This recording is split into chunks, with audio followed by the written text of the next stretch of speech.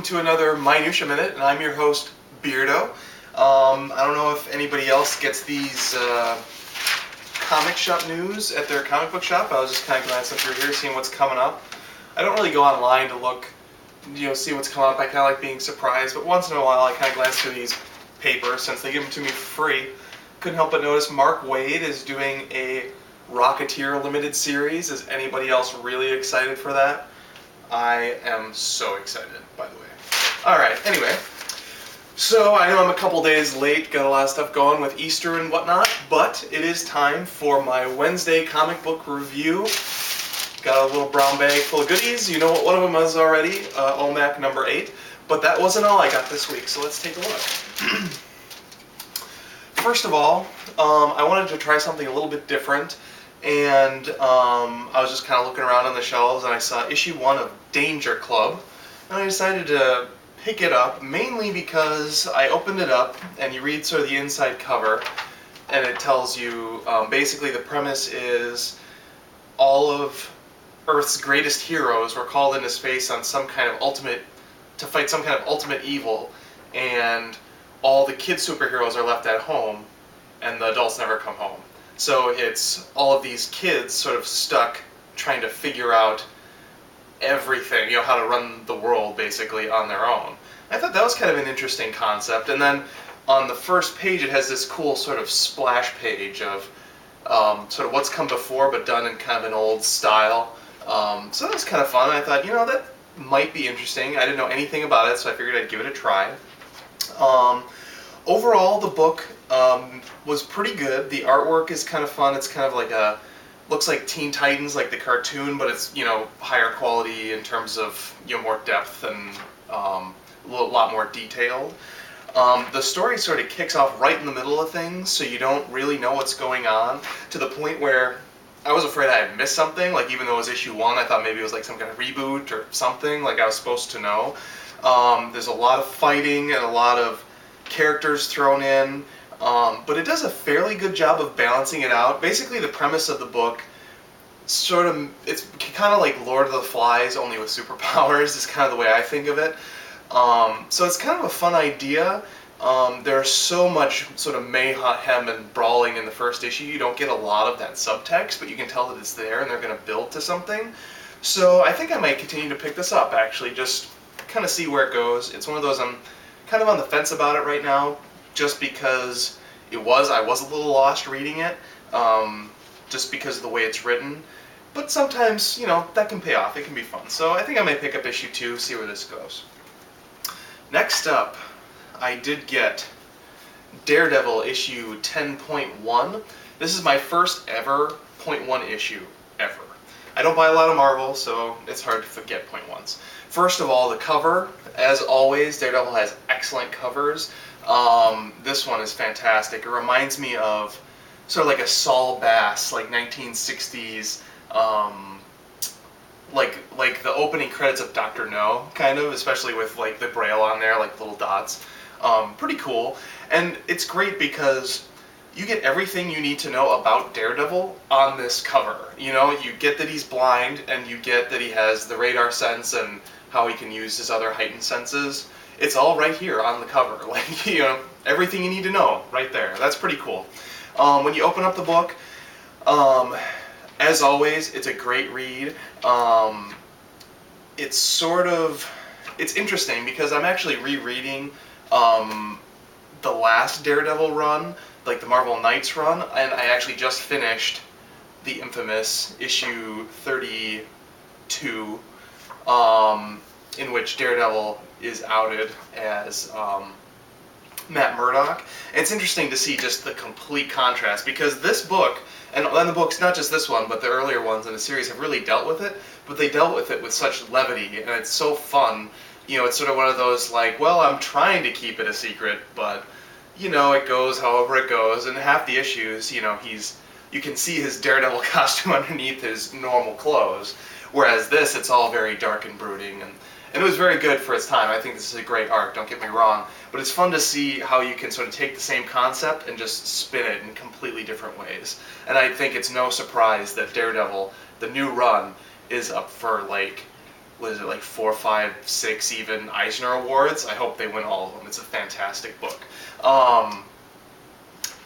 Overall, the issue was really, really good. It's setting up the Omega effect, sorry, which I'm thinking I might pick up. From what I understand, you don't have to read all of the issues to get the whole story, but they always say that, so who knows. I really like these variant covers that they're advertising in the back, so it should be fun. Anyway, I'm excited to check that out. I only buy Daredevil. I don't get the Punisher, although I hear I should, so you can comment below and tell me that I should again, but I know. And then I don't get Avenging Spider-Man, so we'll see. Maybe give it a shot, maybe not. Either way, I'll definitely be picking up the Daredevil part of this arc.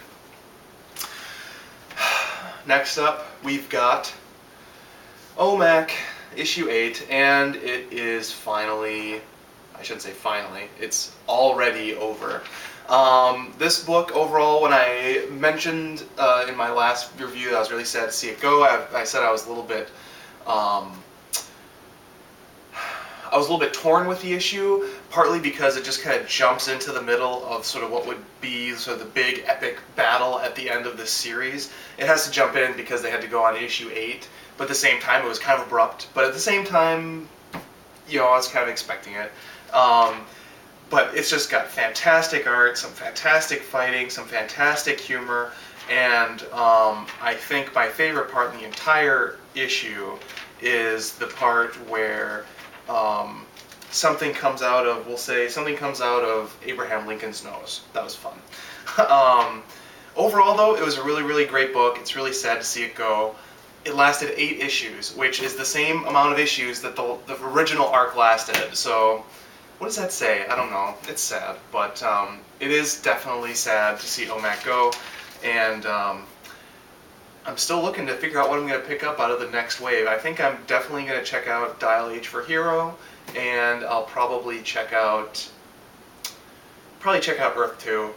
World's Finest, I don't know why, but I'm probably not. I think it's probably going to be good, but I don't know. We'll see. Anyway, next up, Superman in Action Comics, number 8. So there's so many good things and so many bad things about Action Comics right now. Out of all the Superman titles, this is the only one remotely worth picking up. So there's one good thing, I guess, about it. This arc, or this story, wraps up the original arc that started off with issue 1. It was kind of nice to see how they wrapped everything up. I don't even know where to start with this comic. I have so many mixed feelings about it. We'll start with the good things. I really like Rags Morales on art. I think that some people are kind of iffy about it because it seems a little rough. Sometimes it's a little more detailed, I guess, but I really think it's fantastic. It reminds me a lot of the old school Superman art, like the, Siegel and Schuster art. I think it captures that spirit. Because it is a little more simple, but it also has a little bit of extra detail. It is tailored to today's audience. I think it really strikes a great balance. As far as Superman's suit, you find out in the last issue why he has this weird armored suit, and the reason's fine, but like after all the hype and like Grant Morrison will explain the amazingness of the suit, it was really, really lame. It was just disappointing. I think that I don't know. It was okay. There is one cool part. I think it's in this issue. It might have been in the last one. Let me see here. It is in this issue where the costume kind of changes back and forth. I don't want to spoil it, but you see Superman in sort of an alternate costume. That's very cool. So I like that about it. I do like the tease at the end for the next arc. The Superman of Earth 23. That's going to be fun. The biggest problem of all out of this issue that I had, though, is, Rags Morales' art is awesome. This issue, $3.99, usually they have a backup story. This one is just a full issue, but the way they compensate for that is they have a completely different artist filling in for basically what would have been the length of the sort of sub-issue, whatever. And normally that wouldn't bother me too much, but this art, it goes from Rags Morales to, and I don't know how well you'll be able to see this, but to this sort of very sketched, I don't know how to describe it, but this is Superman smiling. I'm not smiling, by the way. And then it switches back to Rags Morales at the end. And it's just like, especially if you're going to put it right in the middle of everything, you really got to have it blend in some way. And it just doesn't. So that was just really jarring, and it really throws you because I'm going to spoil some stuff. I think I already have, but like, Superman goes back up to the Brainiac satellite, and he's in there, and he's speaking Brainiac language. I don't really understand the end of this issue, to be honest with you, so please explain it to me if you know. I'm probably just stupid. But anyway, and he's back on the Brainiac satellite, he's looking out over Earth, and he's saying something in whatever language, and I didn't get what the point of that was. And then on top of that, since you switched up the art, I didn't know if I had started the backup story, or if this was the rest of the current story. You know, I was just so thrown by that art. And then when I went back to Rags Morales, and you get a fun tease, yet another fun tease. This book actually has 2 teases at the end of it, but that just seemed tacked on too. I don't know, it's a huge mess of an issue. Honestly, I'm thinking about dropping this. I really want to see where it goes. When it's good, it's awesome. But just the things that don't work about it really are starting to outweigh the things that do. Biggest problem of the week, I think, that I have with Superman right now is, does anyone else think that Lex Luthor is just like a whiny, completely non-threatening bad guy? I mean, he reminds me, the way Grant Morrison's writing Lex Luthor in this, he's not threatening at all. He reminds me of if you remember The Lost World, Jurassic Park: The Lost World, if you remember the corporate guy that gets eaten by the T-Rex at the end, and he's just like this whimpering fool, and then the hunter that he hires is sort of, you know, more manly than this guy is, but the guy's just kind of a weasel. That's what Lex Luthor reminds me of in this, and like, how is he Superman's arch nemesis? I just don't buy it. So, anywho, I don't know. I gotta think about this whole Action Comics thing for a little longer. Alright, I got 2 more comics, and as usual, they do go together to some degree. We got Animal Man and we got Swamp Thing. And I don't want to spend too much time on these because I feel like we're all kind of saying the same thing. When I started, I thought that Swamp Thing was weak, and I thought that Animal Man was unbelievable.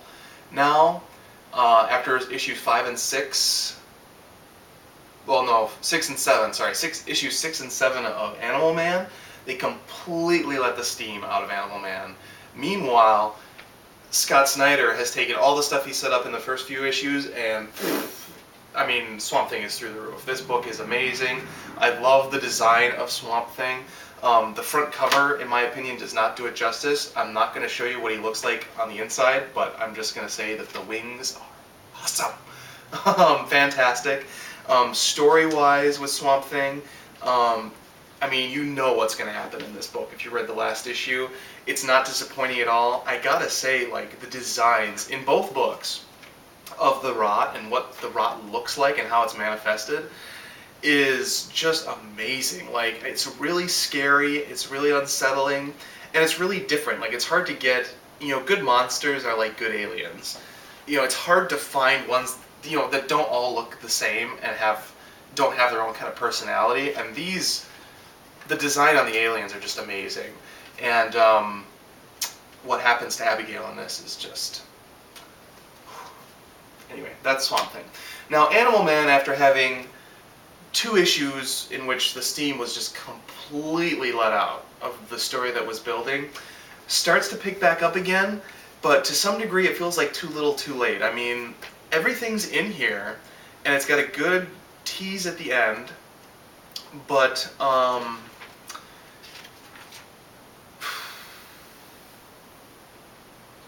I don't know, it just was kind of like, okay, well, finally we're down to it. You know what I mean? This is a story that really needed to continue building, and when they let the steam out of it, I think it's going to take a long time for me to get back on board with it, because now I'm just kind of annoyed with it already.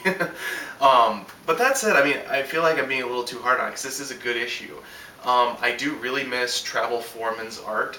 He is in this, but he only does a handful of pages, which to me, I mean, let's talk about the last few issues for a minute, because I haven't been around to talk about them. If you watch Nug and Simic review the new 52, they just wrapped it up like last month, but they read every single issue of the new 52 for the first 6 months, and reviewed every single issue. It was fun. They're fun guys over in Canada somewhere. Those reviews were fun, and the thing that, like, one of my favorite reviews that they did was they're saying they're reviewing Animal Man issue 5, I believe it was, and all of a sudden Jeff Lemire shows up, and they have an interview with Jeff Lemire. It was just kind of like out of the blue, really fun and exciting.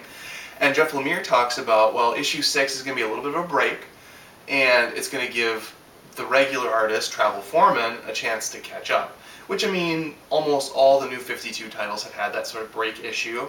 You were kind of ready for it. And I was excited to get back on with Travel Foreman's really scratchy artwork. I know maybe people have mixed feelings about that artwork, but I think it just fits the book perfectly. It's so creepy and scary. Those first couple issues of Animal Man are amazing, if for no other reason than because of the art. And so I was like, okay, good. I'm down for this break. He talks about, like, well, we want to do something a little different that would be fun and kind of, but still relate to the story. And I was like, oh, okay, yeah. And then I read it. I was fine with it. Then issue 7 hits, and it's another filler issue, really. I mean, nothing legitimate happens. I mean, you can argue back and forth, but I mean, really, everything you see in issue 7, you've seen in previous issues. You didn't need issue 7 at all. And I don't even remember how much of the artwork in issue 7 was by Travel Foreman.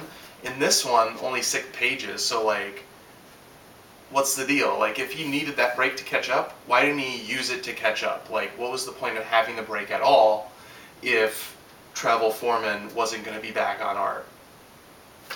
I don't know. And then the other problem is, like, the stuff that is Travel Foreman is colored completely differently, or inked completely differently, and it doesn't have the same look. It needs that scratchiness to really hit home. I mean, that really fits, and I feel like maybe people have complained or something, and they're trying to change it up, but I think they really second-guessed themselves. I think they should have stuck with it.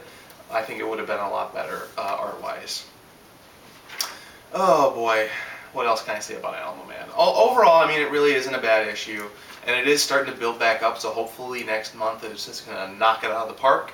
But for now, this one I'm still kind of fence-worthy about, and I'm really sad, because I really am invested in the family and all those aspects of Animal Man. Alright, so that concludes everything I was going to review today. I don't know how long I talked, but I bet it was way too long, so thank you for staying this long if you have. And if you haven't, I don't blame you. Next week, I don't know what's coming up. I've been thinking about doing a review of all my Daredevils. Does anyone want to see that? I don't know. It might be kind of fun just to recap what's come before. I collected the complete Marvel Knights set from issue 1, and then all the way up until they switched the numbering up from like 119 to 500. That's when I sort of broke off. I'm rereading them now, so maybe I'll do a review of them if you guys are interested. I almost forgot though, I've got a Minutia Minute for you, or a Minutia Morsel for you. So if you guys remember, like 6 months ago, I talked about the Marvel tryout book. It was something I saw advertised in an older issue of Amazing Spider-Man, and I did get my hands on a copy in the long break that I had from YouTube, and so I wanted to show that to you guys really quick. Just a short little Minutia Morsel. It's pretty cool, I gotta say. Then this is the book.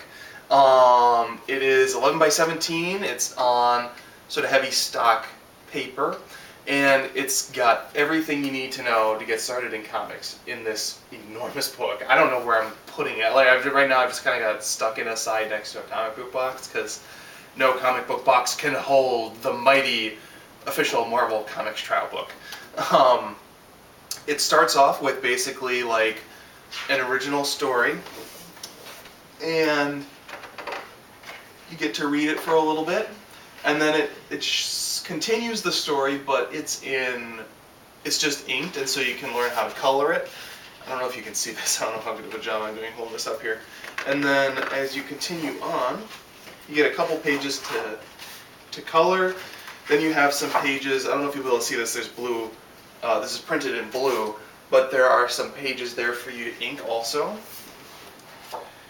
And then there's also pages to letter, and they have, this one's all in blue. I don't know if you can see that at all, but that's what it is. It is what it is. And then finally there's a section for scripting where you can, it's already inked, so you just basically determine what's going to be said. Kind of old school Stan Lee style writing there where it's already illustrated, he just fills in the balloons. And that continues for a while, and then at the end they do have some blank pages for you to get started yourself on whatever you want to work on. So anyway, when this came out in 1983, this was $12.95, so not the cheapest thing at the time. I got it for around the same price, I think. I can't remember exactly. Usually when I do like an unboxing, this isn't technically an unboxing, but I will give a review of the actual seller. I don't remember who sold it. I do remember that it came wrapped in a bunch of plastic bags that were all like taped together with packaging tape, which was frightening. So if you shipped this to me, shame on you. But either way, it's intact, so I'm happy. Anyway, that concludes my Minutia Morsel, and that concludes this Minutia Minute. I did want to ask you one last question, which is anybody going to be following O.M.A.C? I hear O.M.A.C is going to be going to the Justice League International.